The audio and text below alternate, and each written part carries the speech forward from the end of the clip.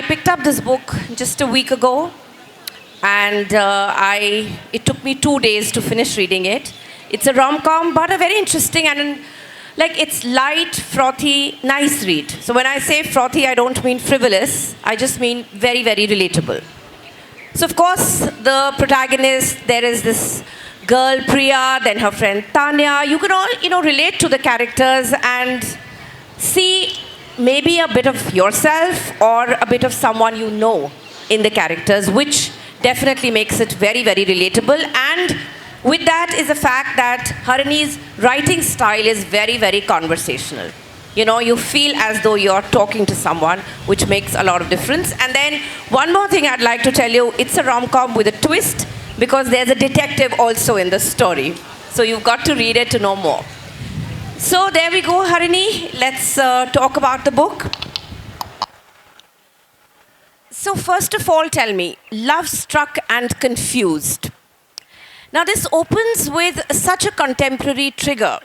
There's a pan masala ad, there's instant attraction. So my question is, what first sparked this story?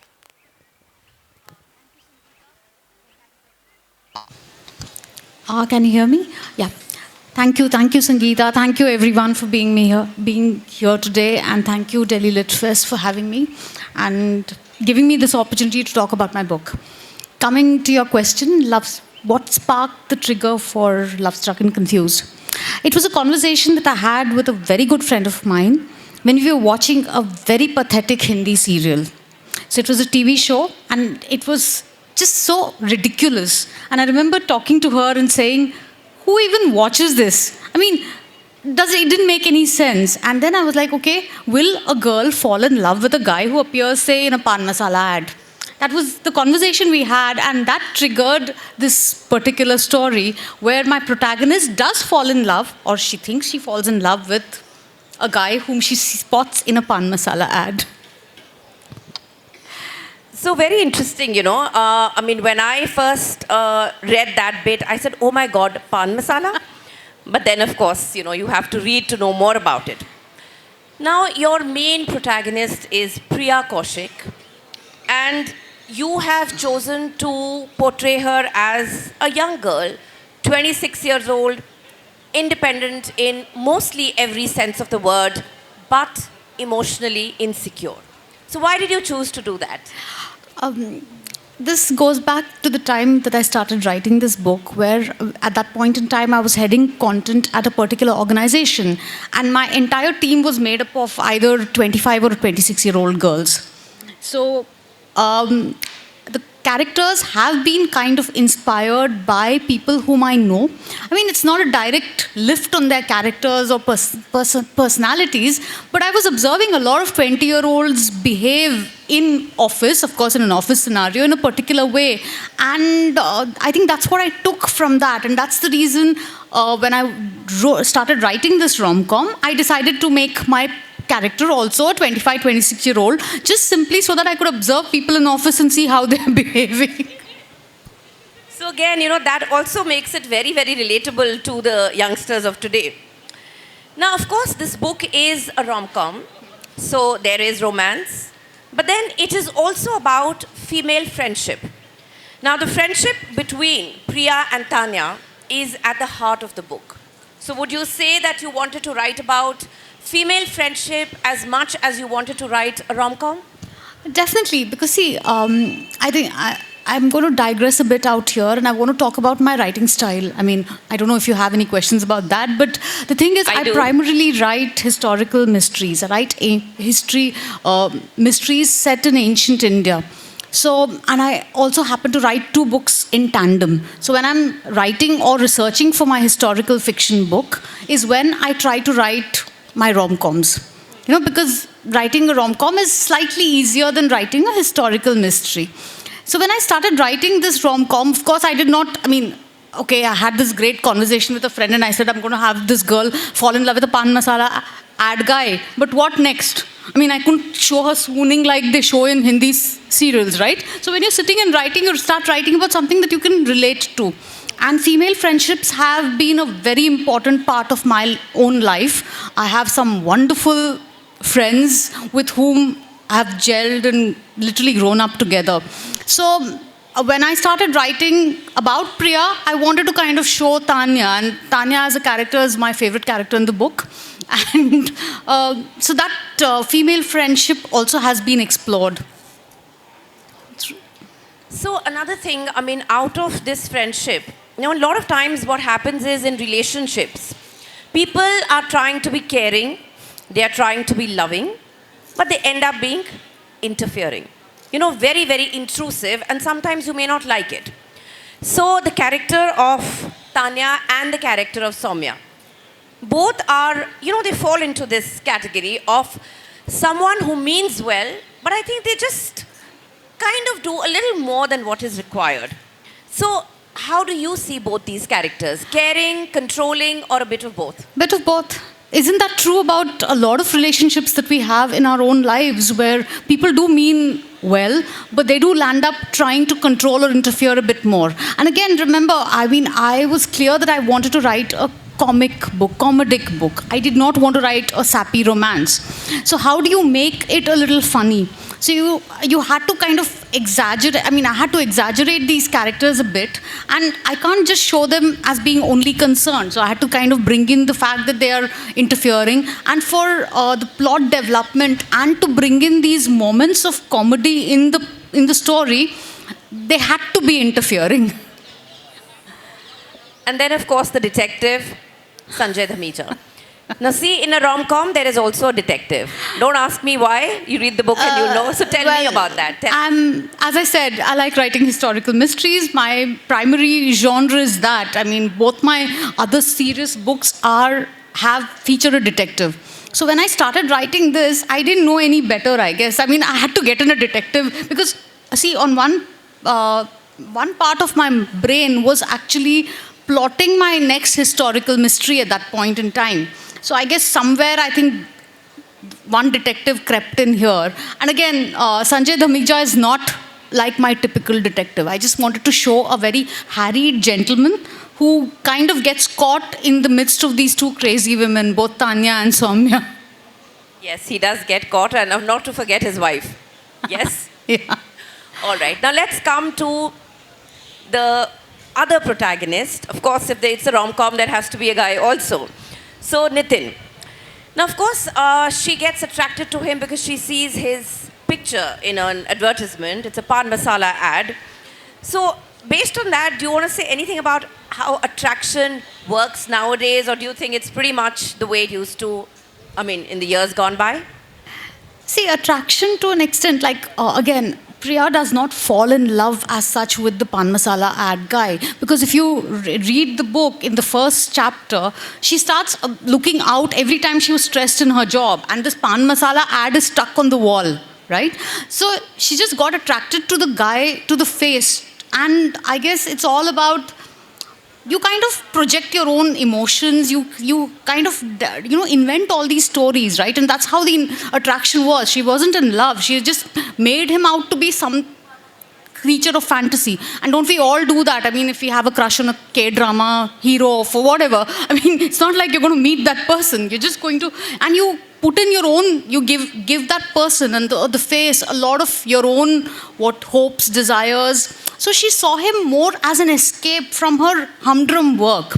And of course, if I wanted to build upon that story, he had to make an entrance in her life in a very practical way. He can't just waltz in as a pan masala ad. I mean, had he really had been only a pan masala ad guy, I don't think my snooty heroine would have even looked at him a second time.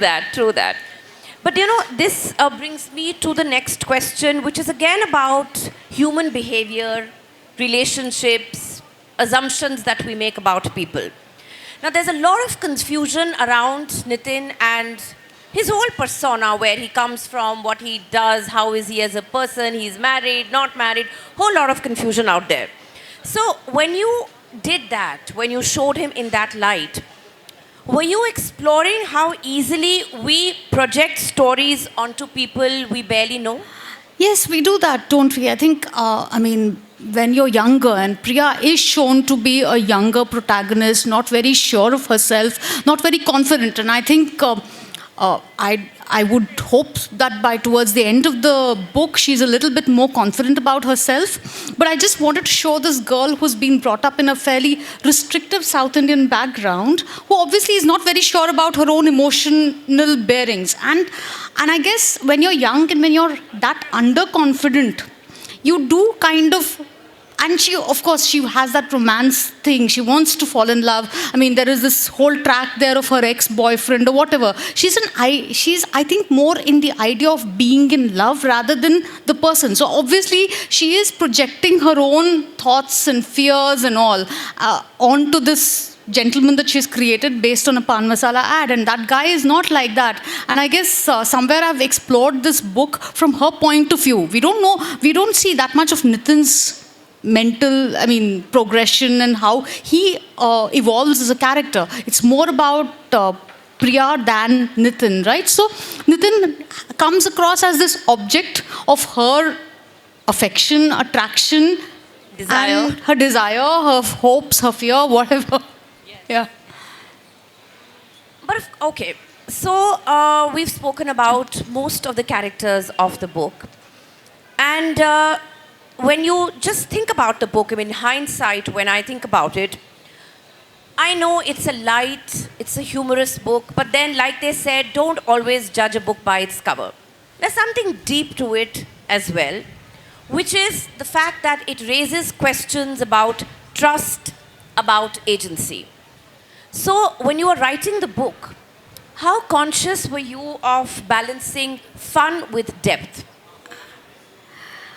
I think fairly conscious, because the general tendency about romantic comedies or romances, that it's very frivolous, right? But I do read a lot of romantic comedies myself, and I have found that some of them have a lot of depth in them. So I was conscious about not writing a very frivolous, very light. It's a light book, but it tries to be as realistic as possible, and hence I was conscious about giving these characters more depth than just people, typical, stereotypical fall in love, she swoons, and then there are a couple of scenes, and then in the end they get married, right? Happily ever after. Happily ever. It's not a Mills and Which Boone. may not be happy. So this is not a Mills and Boone, so I was not Yes, planning it to is. write one. So A little bit about your writing style. As I mentioned earlier, it's conversational, it's accessible. But again, your writing is spread across different genres. So if you were to look at the writing style of your historical fiction books and the rom-coms, you think it stays pretty much the same, or no. you Because see, change every it? genre requires a different style of writing. Yeah, and historical fiction, and especially because I write my historical fiction stories based in either in ancient or medieval India, the Gupta period and the Chola dynasty. So I need to kind of, to make it more authentic and believable, I have to sound a little bit more formalistic in my writing. Now, the rom-coms, on the other hand, are contemporary books set in current times, so hence the style is more conversational. And as I said, many years ago when I first started writing, a piece of advice that I got was that I should write every day. If you want to be a writer, you need to have at least, you need to write around 500 to 1,000 words every day. So I've tried to keep to that. So, as I said before, I write rom-coms when I'm researching, say, something in the Gupta period, for instance. So, I'm reading a lot of that, and then the rom-com is my 500-word a day thing, and that becomes this book. So the conversational style is because it's contemporary. I obviously cannot insert Sanskrit words or Tamil words in this. Yeah, you'd better not do that. So the style is different. So tell me, okay, the style is different, but if we were to compare the two genres and your writing style, tell me, what does romantic comedy allow you to do that the other genre doesn't? Romantic comedy allows me to kind of look at present day world with a slightly satirical eye, because I do like to read a lot of satire that the other genre does not, because the other genre is a lot more imagination, because I need to imagine, there's this, of course, I one has to do a lot of research when you're writing history, but you also need a very active imagination to imagine how the world would have been at that point in time. Romantic comedies don't require me to do that much. It's more about social observation. For me, sitting, say, in a cafe and just listening to a conversation will give me ideas about how to write a romantic comedy. Now, of course, I can't cook up a story set in the Gupta period that way. So, when one is writing a book, every character is very dear to the writer. You know, because you have created that character, you have carried them through till they reach the logical conclusion that they're supposed to. But then, you just like one character more than the others. So, was there any such character in this book? Tanya. Okay. Tanya was my favorite character, and she's a side character, and she got a bit more screen time, actually, in the book because I liked her. And I shouldn't be saying this, but usually you should like your protagonist, right? At some points, I felt Priya was boring. So, you've been writing for quite a while now. Yeah. And so, if you were to look at your earlier books and compare them to the books that you're writing today, what do you think you understand better about storytelling now? See, writing is a craft, and that's one thing that gets better the more you practice, the more you write. As a writer, I think my voice has become better now. When I say that I'm more confident, like I was rereading The Curse of Anuganga, which is my first historical fiction, and I was just because I'm working on the third book in that particular series at the moment. So I was just rereading it because I had introduced my main detective character there. And when I was reading it, I realized, oh, that sounds so clunky. Whereas now I think my writing has become sharper. I've become more confident in writing. And again, if you look at romantic comedies, I had another romantic comedy called The X Factor before this. I think comparing the style, my own style, I feel that I'm better as a writer in this one. So it's something that I think I've improved over time. Which is, I think, true of everything that we do in life. With age, experience, like you said, it's a craft. So you only end up honing it as you do more and more of it. So a little bit about the times that we live in and the modern kind of relationships. So my question is, how much do you think social media and constant comparison shape the way people approach love nowadays? I think it has become a little bit more superficial because everything is about looks, right? I mean, you're forever on that's my understanding. That previously, I guess, conversations and a little bit more than how a person appeared, I think probably would have mattered in, especially while falling in love and all. Right now, it's more about how you look. I think I see a lot of youngsters who spend a lot of time on their social media profiles with their outfit of the day photos, and I don't know. I'm not very good at social media, and I'm not that much on social media as well. So, yeah. So what about constant comparison? I mean, it's not only social media, but even otherwise, I feel that we as a society have become more competitive. We are always, trying to see whether, even in terms of maybe our love life, and especially I think maybe even if you look at parents, which has always been the case, isn't it? That their daughter's gotten married, you haven't. You think it has changed, or we are still at the same? No. I think what has changed is the scale. I think previously the competition would be in your mohalla or in your neighborhood, but now the entire world is your neighborhood. So. Okay, so we've come closer. And what about the world today? Are we better at leaving relationships today, or we are worse at staying? We're better at leaving, I guess. Okay. All right, so one final question that I want Harini to answer.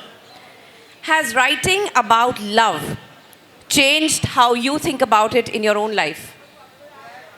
Not really. I don't think so. So it is what it was, and I won't say that also. I don't think it's about writing about love that's changed. It's more about my own experience in growing older. That has probably changed how I view love and all, but I don't think writing about it has. All right. So I guess this is it for us. I mean, anybody wants to ask Harini anything? More than welcome.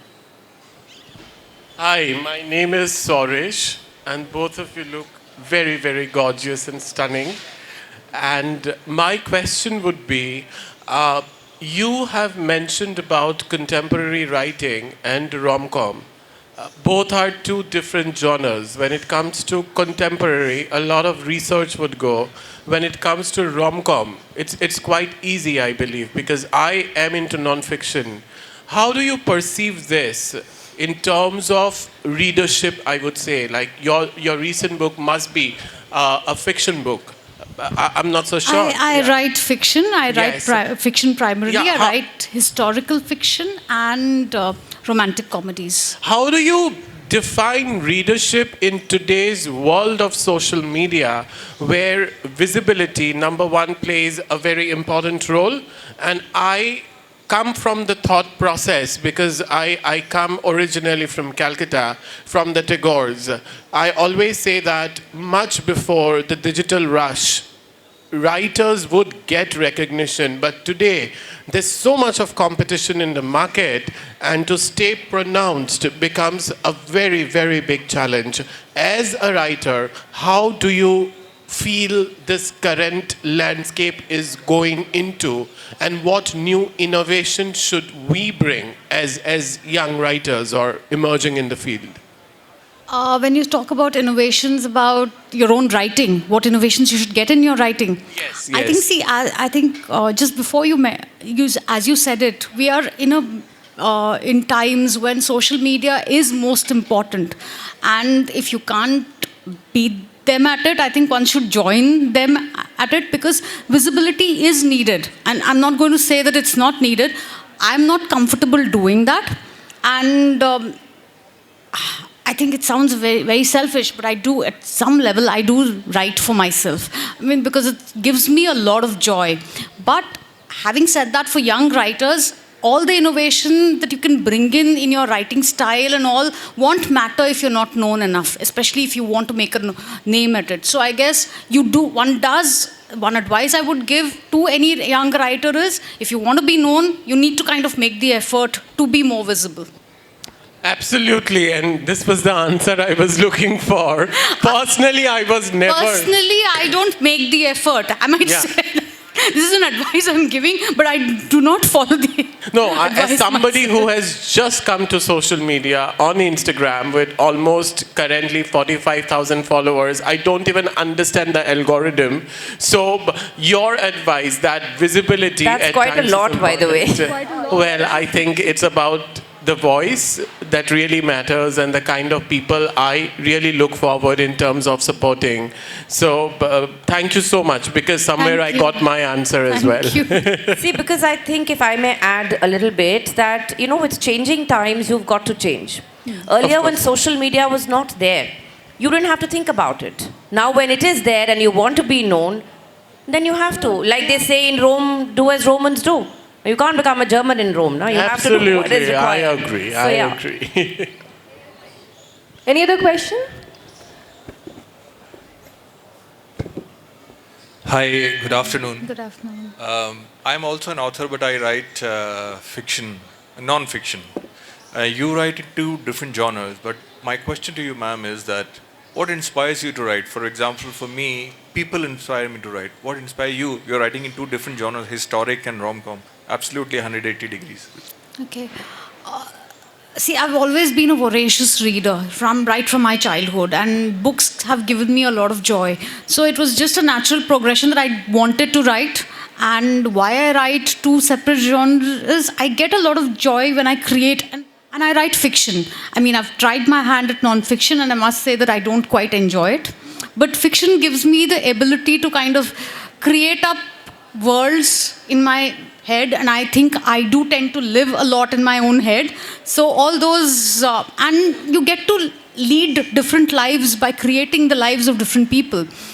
History is a passion, hence, and especially why historical mysteries, because I do read a lot of detective fiction, and historical detective fiction is a very important genre in the West. So I wanted to create a historical detective based in ancient India. So historical detective fiction for that, and rom-coms because they're light, and I do enjoy reading them as well. And there is a blurring of boundaries because in this particular rom-com, she has a detective. Yeah, this one is an aberration that way. Question? Yeah. Make it short, please. Okay, ma'am. So my question is, during the journey between becoming an author from a writer, what are the obstacles did you face and how did you tackle with those? The biggest, I think I've been quite lucky. I think the biggest challenge a writer faces from being a writer to an author is getting the publisher and, getting published. I was quite lucky that way. I did find a publisher for my historical fiction, and that's what triggered it. So I won't really say that I faced too many obstacles. Yeah. Yes, Black. Hello, ma'am. My question is that in today's world, do you believe in unconditional love? Do you think it exists? Because a lot of us, especially our generation and later, have imbibed this from Bollywood. It has left a lot of impression on us that someone will come and rescue us in a way, and when we'll find that person, everything is settled. It doesn't work like that. So what is your take on that unconditional love in today's relationships? I'm probably not the right person to answer this because I'm not really a romantic at heart. Okay. She writes rom-coms, I but write she's not romantic romantic. comedies. See, this is what I'm not a romantic at heart, so no, I don't believe in the Bollywood version of love of somebody coming and saving you back then or back now or now. So I don't believe in that. Unconditional love, of course, exists because as a mother, mother and children, that is unconditional love. So it does exist, but not in the romantic sense that you're asking me. And my take is that why do you need anyone to rescue you? Exactly. Rescue yourself. Exactly. Rescue. Yes.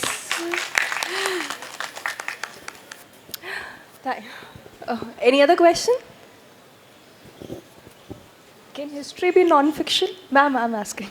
Can history be non-fiction? Yeah, history is non-fiction, but I write historical fiction. So again, I don't write about, say, the kings and queens. I imagine how a common person would have lived in the time of King X or Y. Okay, nice. When you Please write- give a huge round of applause to both of them. Thank What you. a delightful Thank you. conversation. Literature and rom-com truly go together like coffee and mornings, or Wi-Fi and endless waiting. Thank you for sharing this wonderful energy with us. Now I request Mr. Amish Sharma and Praveen Sharma to present a memento of gratitude in recognition of a delightful conversation. Can we have Amish Sharma and Praveen Sharma on stage? Yes, please. Come on, let's have some noise for them.